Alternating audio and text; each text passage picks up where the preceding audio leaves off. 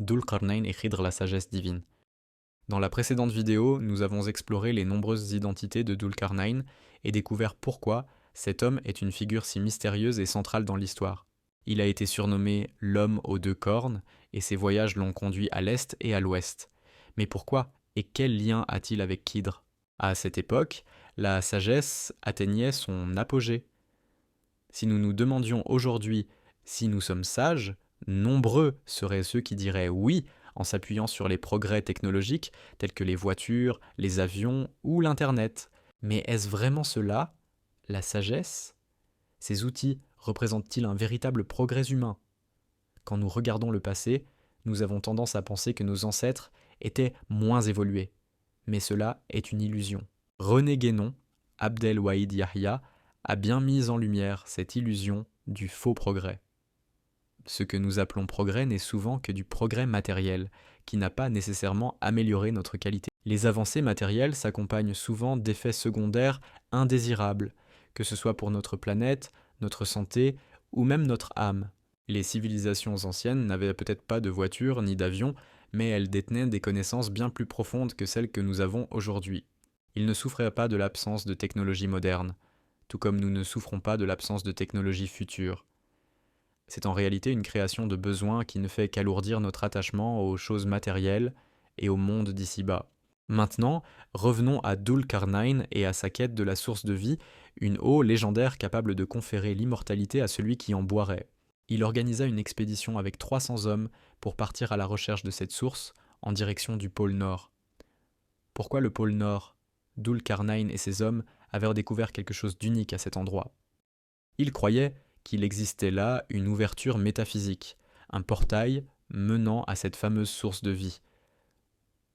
Aujourd'hui, nous pourrions comparer cela aux théories modernes des trous de verre dans la physique quantique. Dhul-Qarnayn et ses hommes avaient fait d'énormes progrès dans leurs études sur l'eau. Ils avaient identifié plus de 300 types d'eau différents sur Terre, et leur objectif était de trouver l'eau la plus pure, celle qui pourrait offrir l'immortalité. Cette source de vie était considérée comme l'une des premières eaux à avoir été créées avec la Terre. Avec des outils et des connaissances avancées, Dhul-Qarnayn et ses hommes réussirent à ouvrir un passage vers l'antimatière, une dimension parallèle. Ils pénétrèrent dans cette dimension, chacun avec un poisson mort. Leur mission était de plonger leur poisson dans les diverses sources d'eau qu'ils trouvaient, et celui dont le poisson reviendrait à la vie aurait trouvé la source de vie. Khidr faisait partie de cette expédition. Contrairement aux autres, il perdit son poisson dans l'eau et décida de boire directement à cette source. Les autres hommes revinrent avec leurs poissons toujours morts, sauf Khidr.